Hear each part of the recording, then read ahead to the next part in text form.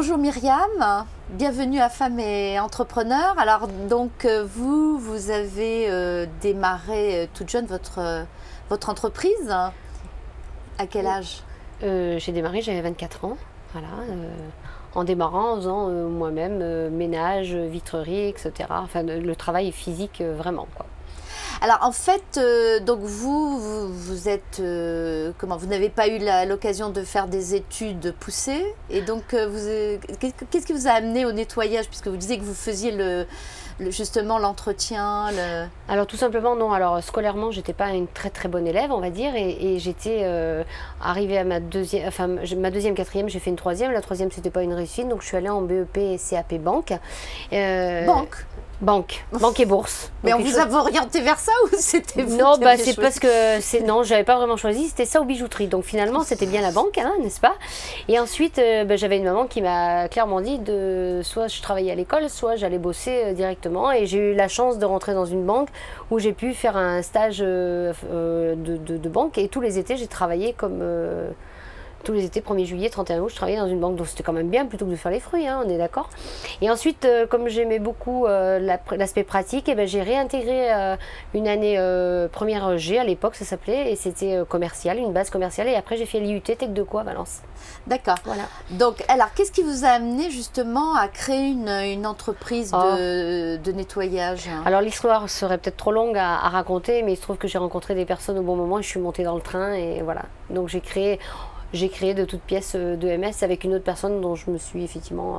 C'était en fait, créer votre entreprise, c'est pas forcément une vocation qui était...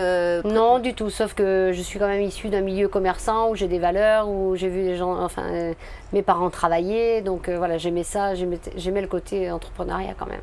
Enfin, toujours est-il que quand même vous deviez avoir quelques capacités innées, puisque cette entreprise, vous l'avez développée, elle a eu un fort taux de croissance, hein, jusqu'à aujourd'hui, et bon, vous avez plus d'une centaine de salariés. Donc, alors, rétroactivement, cette expérience justement, est-ce que vous avez l'impression que vous avez fait les choses comme vous deviez les faire? Est-ce que vous pourriez refaire autrement? Donc, qu'est-ce que, puisque l'expérience, ça sert aux autres, donc qu'est-ce que vous avez à dire? Alors, par rapport à revenir en arrière, non, parce que je suis quelqu'un qui regarde plutôt devant et qui regarde rarement le passé, ou tout du moins sur le passé en disant, bah voilà, là, le passé ou les erreurs m'ont permis de rebondir et d'apprendre. Donc, en fait, je crois que la première règle, c'est toujours se remettre en question et jamais penser qu'on est arrivé, qu'on a raison, quoi. Voilà. Et il faut être très à l'écoute aussi sur les personnes qui sont autour de nous, et je pense que dans la vie, quand même, on ne rencontre pas les gens par hasard, et à un moment donné, il faut écouter un petit peu les autres, se remettre en question. Après, c'est effectivement beaucoup de travail, beaucoup de sacrifices, beaucoup de dynamisme, beaucoup de polyvalence. Enfin, c'est l'envie, la passion et le travail, je crois, c'est les éléments essentiels pour arriver à ça. Et aujourd'hui, peu importe, enfin, la taille de l'entreprise, je suis passée du stade artisanal à plus grosse structure. Aujourd'hui, on est 170 personnes avec un équivalent temps plein de 50. Et ben, c'est une autre expérience, et je m'apprête à... Enfin, je viens de démarrer cette nouvelle expérience, et donc je m'entoure de gens compétents, de personnes qui l'ont déjà vécu. Et voilà. Donc, vous avez votre croissance, vous l'avez faite en gagnant des clients, ou vous avez voulu aller plus vite et vous avez fait de la croissance externe? Alors, j'ai fait un petit peu les deux. Au départ, j'ai fait beaucoup de porte-à-porte, et je faisais le ménage le soir, et dans la journée, je faisais le commercial. Voilà. Bon, alors ça, moi, j'aimerais quand même qu'on insiste là-dessus, parce que je dirais aujourd'hui, la grande mode, c'est de s'installer dans les services à la personne.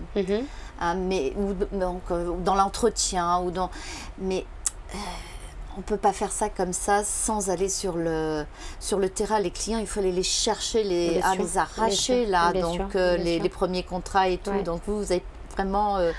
Alors c'est vrai que moi au départ, quand j'ai démarré, j'étais plus sur une base professionnelle. Donc en fait, je faisais du porte-à-porte la journée, et puis le soir, je mettais le short, les baskets, et je changeais de look. Parfois, je me suis changée dans la voiture avec le déodorant, le maquillage. C'était une caravane que j'avais, un peu comme ici. Et donc petit à petit, voilà, et puis après les gens, eh ben, aujourd'hui de MS, moi je tiens à ce qu'on ne perde aucun client pour la qualité, c'est mon principal objectif. Avant d'en gagner, c'est de ne pas en perdre. Voilà, et donc c'est pas forcément mon objectif, ça n'a jamais été de progresser, de dire on doit faire plus 20 points cette année, quoi. Après les croissances externes, eh ben, c'est des opportunités que j'ai pu avoir, des personnes qui étaient artisans et qui voulaient stopper, mais ils voulaient donner ça à une entreprise qui était encore à taille humaine, où il y avait une humaine encore derrière, et par rapport à une très très grosse structure avec des enseignes nationales et des N-1, ben, c'est vrai que moi là j'ai l'avantage d'être sur Valence et est une entreprise de proximité, on va dire. Alors justement, on dit que les femmes ont peur du risque, ne prennent pas risque. Vous qui avez repris, je crois, quatre structures. Quatre structures. Donc, comment vous avez pris ces décisions? Ça s'est fait, pour vous, c'est quelque chose qui devait se faire? Vous y êtes prise comment? Vous avez vu des conseils? Vous avez... Alors la première expérience que j'ai eue, c'était en 2001 et comme j'ai un sens très pragmatique et j'ai beaucoup de bon sens, on va dire. Vous restez très terrain finalement. Voilà, exactement. Je crois que le fait donc je me suis mis à la portée, puis voilà, quand je ne savais pas, je demandais des conseils. Et puis après, sur les 3 autres affaires, dont une était beaucoup plus grosse, je voulais faire une petite expérience au départ. Voilà, parce que moi, j'ai jamais voulu, je me dis, voilà, on va faire petit. Et puis après, une fois qu'on sait faire petit, après, c'est très facile d'adapter à grand et de se remettre en question, enfin, comme je disais tout à l'heure. Voilà, et puis il faut se remettre en question. Et puis après, les choses se font peut-être naturellement. Et alors une femme qui n'entreprend pas, non, je dirais que, enfin qui n'entreprend pas, les femmes entreprennent et prennent des risques de la même façon que les hommes. Enfin après ça dépend, on est tous différents hommes et femmes je pense et on a besoin des deux. Hein. La femme apporte à des avantages et inconvénients, des qualités, des défauts, mais bon, moi parfois je me sens un petit peu masculine aussi, hein, donc voilà, et avec un côté aussi très féminin, donc bon, je sais pas, il n'y a pas de... On ne peut pas peut-être trop porter le jugement en disant que les femmes ne prennent pas de risques, alors sinon il faut qu'ils viennent nous voir. Bien. Alors en plus, donc vous avez des mandats, donc vous faites partie des femmes qui aussi donnent aux autres, donc vous avez plusieurs mandats. Donc qu'est-ce qui vous a amené à prendre ces mandats? Vous avez attendu que votre entreprise ait une certaine maturité? Oui, tout à fait. C'est plutôt récent les mandats que vous avez pris? Oui, les mandats que j'ai pris, c'est il y a 4-5 ans. D'accord. Donc entre autres, vous êtes au prud'homme? Oui, tout à fait. Ouais. Voilà. Alors ça c'est parce que j'aime beaucoup la justice, j'aime bien les choses justes, voilà, donc, et parce que je pense qu'à un moment donné au niveau des entreprises aussi, il faut défendre aussi les entreprises. Oui, et puis il faut rétablir l'équilibre parce que la plupart du temps quand même les jugements, et c'est ce qui fait souvent peur aussi parce que moi j'ai des femmes qui me disent je recrute pas parce que j'ai pas envie de me payer des prud'hommes. Bon, voilà. Oui, ça peut faire peur aussi oui, bien sûr. Et donc il faut rétablir justement cet équilibre et si on n'y va pas, c'est clair que... si personne n'y va, à un moment donné, il y aura une majorité de juges côté salarié et il m'en manquera de... Donc c'est une bonne chose. Et vous êtes également au niveau de la chambre de commerce? Alors la chambre de commerce, c'est très récent, hein. Je viens d'être élue à la chambre de commerce et je m'occupe je fais partie d'une commission formation. Donc là, je démarre, donc j'avoue que... génial! Si vous faites partie d'une commission formation, vous allez pouvoir inculquer, faire passer des messages, parce que c'est là que ça se passe. Hein. Oui, tout à fait. Changer changer la vision, c'est vraiment dans les écoles et ce film, j'ai vraiment tous ces témoignages que vous faites, je pense qu'il faut vraiment le diffuser dans les écoles pour changer le focus, c'est là que ça se passe. Tout à fait. Et puis d'ailleurs au niveau des écoles, enfin moi autant en tant qu'ancienne élève ou voilà, parce que je suis un petit peu entourée d'adolescents, je n'hésite pas à intervenir auprès des écoles pour présenter le parcours féminin ou enfin tout au moins le parcours d'entrepreneur. Ouais. Et c'est vrai que ça j'aime beaucoup ça. J'aime beaucoup parce que dans le temps, il va falloir transmettre, hein, même si on a encore quelques années devant nous, mais j'aime beaucoup la transmission. Quel est votre rêve pour demain? Parce que je vois les petites lueurs dans le regard. Là, donc, vous avez un rêve pour votre entreprise? Quel est votre rêve? Comment vous l'imaginez? Mon rêve de départ a été de créer, quand j'ai créé 2MS, je voyais vraiment une équipe avec des gens soudés qui allaient tous dans le même sens. Parce que ce n'est pas des métiers qu'on a valorisés, donc ça ne doit pas être facile. Alors là, je me suis battue aussi. Hein. Là aussi, je me suis battue.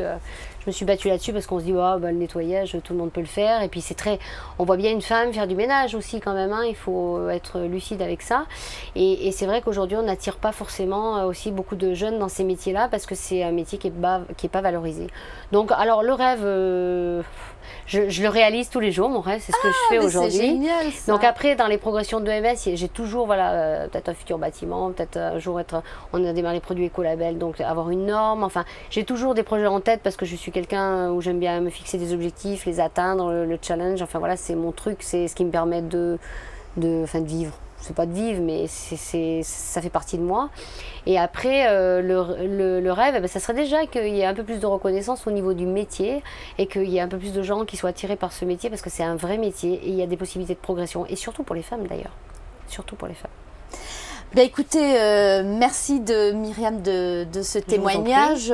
Donc un de plus hein, qui donne envie. Et donc ben, ensemble, on devrait arriver quand même à faire évoluer les choses. Merci beaucoup de votre écoute et puis j'espère que ça transmettra plein d'idées à plein de femmes. J'en doute pas.